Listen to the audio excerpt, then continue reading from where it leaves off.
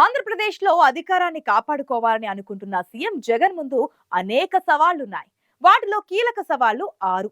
ఈ ఆరింటిని అధిగమించడం మాటల్లో చెప్పినంత ఈజీ కాదన్నది పొలిటికల్ సర్కిల్లో వినిపించే మాట. జగన్ మాత్రం చాలా ధీమాగా ఉన్నారు. అంతకంటే ధీమాగా కనిపిస్తున్నాయి ప్రతిపక్షాలు.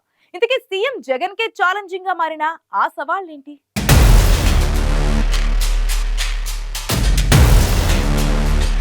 కాలం గిర్రున తిరిగొచ్చింది. ఆంధ్రప్రదేశ్లో వైసీపీ అధినేత జగన్ పాలనకు చూస్తుండగానే 5 ఏళ్లు గడిచిపోయాయి. మరో 2 నెలల్లో ఎన్నికలు, అధికారాన్ని నిలుపుకోవాలని జగన్ను గద్దెదించాలని ప్రతిపక్షాలు కసిగా ఉన్నాయి. ఈ కసి ఏ స్థాయికి చేరిందంటే సినిమా డైలాగులు పేటేపి కాయల్లా పేలుతున్నాయి. జగన్ సిద్ధమంటే వైరిపక్షాలు యుద్ధమంటున్నాయి. ఎన్నికల్లో రాజకీయ పక్షాల మధ్య ఈ విధమైన వాతావరణం సాధారణమైనా సీఎం జగన్కి సమరం కొన్ని సవాళ్లను విసురుతోందని చెప్పక తప్పదు. ఆ సవాళ్లలో 6 చాలా కీలకమని ప్రచారం జరుగుతోంది. ఆ 6 కీలక సవాళ్లను జగన్ ఓవర్కమ్ చేయగలరా?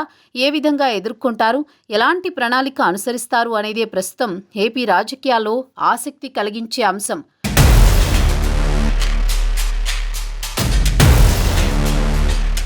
మొదటి సవాల్ ఏపీకి రాజధాని లేకపోవడం.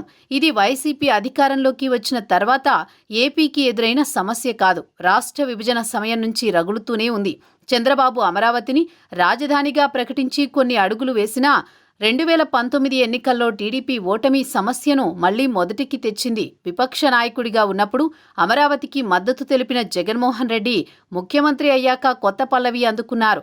వైసీపీ అధినేత రాజధాని వికేంద్రీకరణ తెరపైకి తెచ్చారు. 3 రాజధానులను ప్రతిపాదించింది అధికార పక్షం. అమరావతిని శాసన రాజధానిగా మార్చుతూ పరిపాలనా రాజధానిగా విశాఖను, న్యాయ రాజధానిగా కర్నూలును ప్రతిపాదించింది.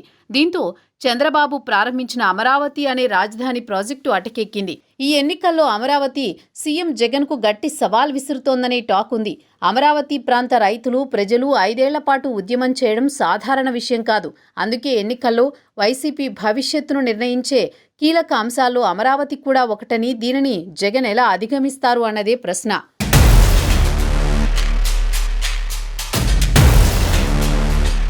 రెండో సవాల్ 3 రాజధానులు.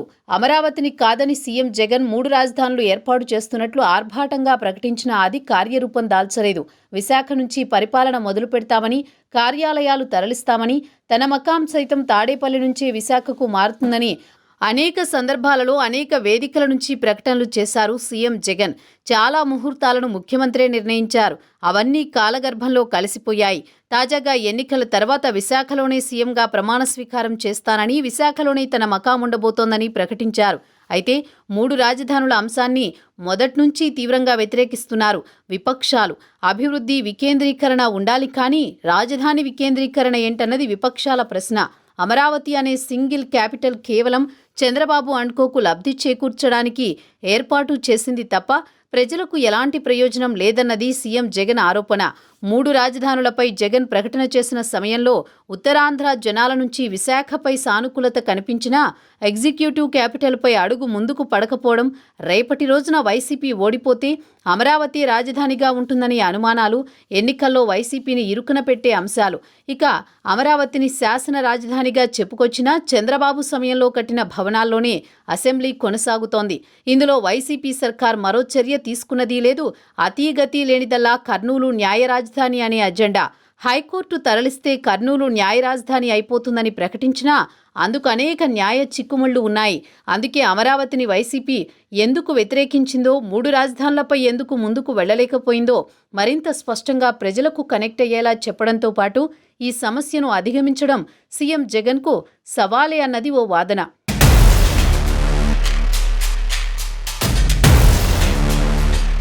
మూడో సవాల్ విశాఖ అభివృద్ధి, విభజన.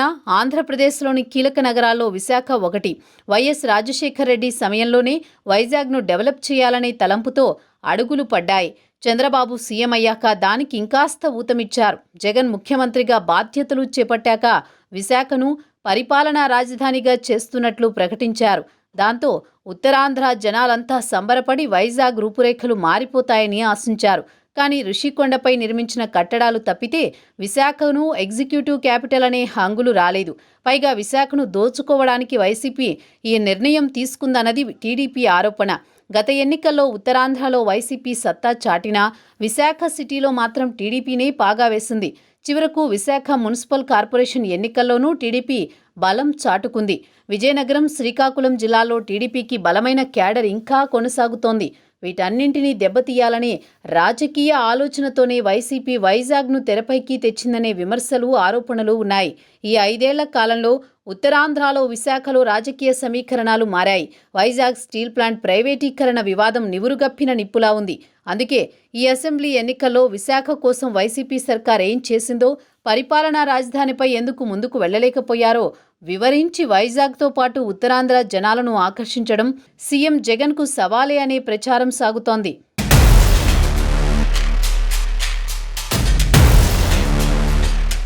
4 సవాల్. వైసీపీ అభ్యర్థుల వడపోతలు. 151 మంది ఎమ్మెల్యేలను గెలుచుకున్న వైసీపీ ఏపీలో చాలా బలంగా ఉందనుకున్న తరుణంలో ఈ మధ్య కాలంలో పరిణామాలు మారిపోయాయి.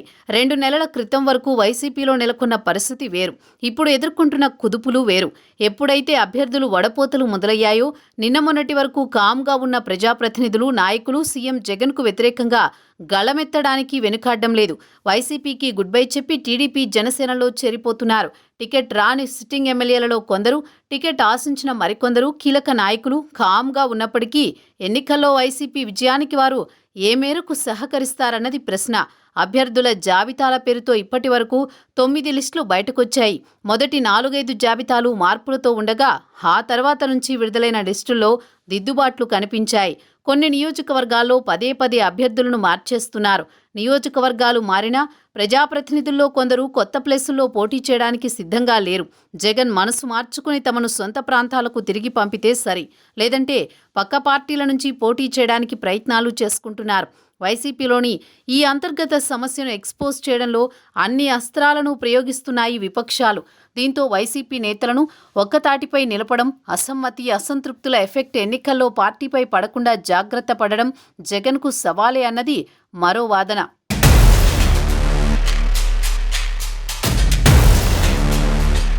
5 సవాల్. టీడీపీ, జనసేన కూటమిని ఓడించడం. గత ఎన్నికల్లో అధికారం కోల్పోవడంతో పాటు టీడీపీకి వచ్చిన అసెంబ్లీ సీట్లు 23. అందులో 4 ఎమ్మెల్యేలు జంప్. అంతా టీడీపీ పని అయిపోయిందని అనుకున్నారు. టీడీపీని మళ్లీ కోలుకోకుండా జగన్ రాజకీయ అస్త్రాలు ప్రయోగిస్తారని భావించారు. కానీ 4 ఏళ్ల తర్వాత సీన్ రివర్స్. ఇదే పరిస్థితి జనసేనది. పవన్ కళ్యాణ్ 2 చోట్ల ఓడిపోయారు. జనసేన నుంచి గెలిచిన ఒకే ఒక్క ఎమ్మెల్యే వైసీపీ పంచన చేరిపోయారు. కానీ జనసేన ఇప్పుడు ఓటు బ్యాంకును పెంచుకుంది. జనాల్లోకి బలంగా వెళుతోంది. స్కిల్ స్కామ్ కేసులో చంద్రబాబు అరెస్టు తర్వాత ఏపీ రాజకీయ చిత్రం టర్న్ తీసుకుందనే చెప్పుకోవాలి. చంద్రబాబు జైలులో ఉండగానే రాజమండ్రి సెంట్రల్ జైలు దగ్గరే టీడీపీ, జనసేన పొత్తుపై ప్రకటన చేశారు పవన్ కళ్యాణ్. అంతే, సోదిలో లేవని అనుకున్న ఈ 2 పార్టీలు వైసీపీని బలంగా ఢీకొట్టే పొజిషన్లోకి వచ్చాయి. టీడీపీ, జనసేనలు పుంజుకోవడానికి రాజకీయంగా వైసీపీ తీసుకున్న పొరపాటు నిర్ణయాలే కారణమనే వాదన ఉంది. ఈ వాదనతో వైసీపీ నేతలు ఏకీభవించిన పరిస్థితి. టీడీపీ, జనసేన కూటమి అధికారంలోకి వచ్చేంత బలంగా సంపాదించిందా అంటే అంచనాలకు అందడం లేదు. కారణం వైసీపీ గ్రౌండ్ లెవెల్లో ఇంకా స్ట్రాంగ్గానే ఉంది. కాకపోతే టీడీపీ, జనసేన కూటమి నుంచి వైసీపీకి గట్టి పోటీ అయితే ఎన్నికల్లో తప్పదు. ఇదో రకంగా జగన్కు రాజకీయంగా పెను సవాలే.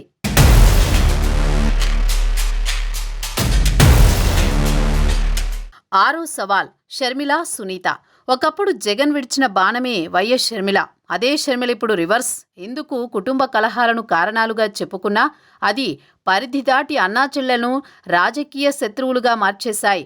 జగనన్న వదిలిన బాణం ఇప్పుడు జగన్పై విమర్శలు, ఆరోపణల బాణాలు సంధిస్తున్న పరిస్థితి. జగన్ తీవ్రంగా వ్యతిరేకించే కాంగ్రెస్ పార్టీకి ఆంధ్రప్రదేశ్లో అధ్యక్షురాలిగా పగ్గాలు చేపట్టారు షర్మిల. టీడీపీ, జనసేన కంటే తీవ్రంగా అన్న జగన్పై మాటల దాడి చేస్తున్నారు. వైఎస్ ఫ్యామిలీపై పల్లెత్తు మాట అనేందుకు సాహసించని వైసీపీ పక్షాలు షర్మిలపై తీవ్రంగా విరుచుకుపడుతున్నాయి. సోషల్ మీడియాలో షర్మిలపై పెడుతున్న పోస్టింగ్స్ పరిధి దాటుతున్నాయి. తనను చంపేస్తారేమో అనే అనుమానాలు వ్యక్తం చేస్తూ పోలీసులకు సైతం ఫిర్యాదులు చేశారు షర్మిల.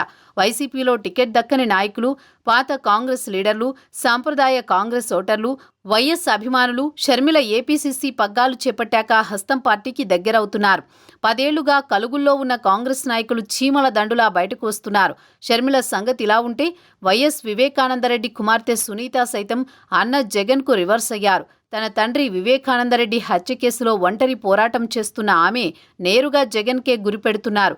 నిందితులను జగన్ కాపాడుతున్నారన్నది సునీత ఆరోపణ. తాజాగా వైసీపీకి ఓటెయ్యొద్దని ఓపెన్గా చెప్పేశారు. వివేకానందరెడ్డి హత్య కేసును ఎన్నికల ప్రచార అంశంగా మార్చేశారు సునీత. ఇలా ఇద్దరు చెల్లెళ్ళు వారు ప్రస్తావిస్తున్న అంశాలకు జగన్ నేరుగా సమాధానం చెప్పడం లేదు. ఈ ఇద్దరు చెల్లెళ్ళు వైసీపీకి ఎన్నికల్లో ఎంత నష్టం చేకూరుస్తారన్నది ఉత్కంఠ రేపుతున్న అంశం. అందుకే జగన్ ఎదుర్కొంటున్న సవాళ్లలో ఇదే కీలకమని అభిప్రాయపడేవారు ఉన్నారు.